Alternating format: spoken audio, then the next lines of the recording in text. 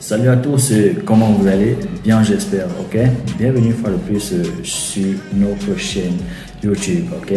Aujourd'hui, nous allons parler des variables de gestion d'état, ok? Les variables de gestion d'état.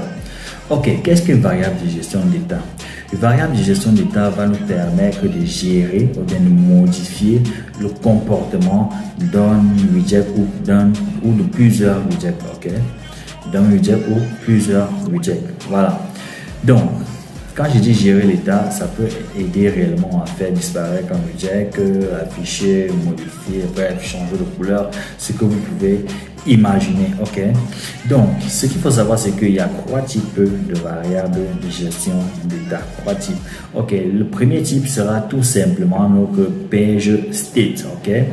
Qu'est-ce que notre page state? Ok. Une page state est tout simplement une variable de gestion d'état d'une page. Ok, ça veut dire que vous pouvez avoir accès à cette variable et la modifier uniquement si vous êtes dans cette page là. Ok, si vous voyez notre exemple sur l'écran, vous voyez réellement qu'en fait on a la possibilité de gérer et d'afficher par exemple le bouton changer, la photo de profil et changer modifier par exemple l'icône qui s'affiche en haut. Ok, ça c'est une condition de visibilité qui a été faite avec notre page state. Ok, donc ce qu'il faut retenir, c'est que les page state seront des variables qui vont nous permettre de changer le comportement des widgets dans une page. Je répète, dans une page. Ok, si on est hors de la page, on n'aura pas accès à la page state.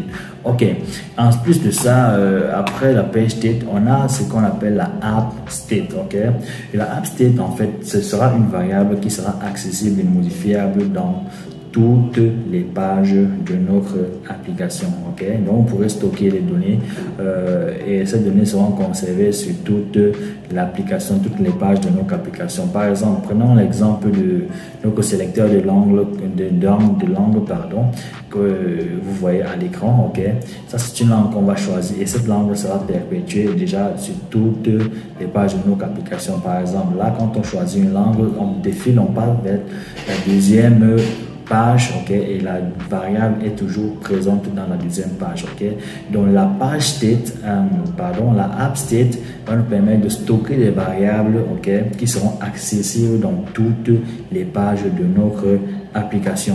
Il y a une troisième variable de gestion d'état qui sera le component state, ok, ou encore en français la gestion d'état de composants. Ok, vous l'aurez compris, ça va permettre de gérer uniquement les variables dans un composant. Ok, par exemple, l'exemple qu'on a devant nous, c'est une variable qui va stocker tout simplement l'état d'affichage. Ok, est-ce que c'est un light mode ou un dark mode qui est activé tout simplement. Ok, donc en récapitulatif, un component state, c'est juste pour stocker des variables accessibles et modifiables dans ce composant.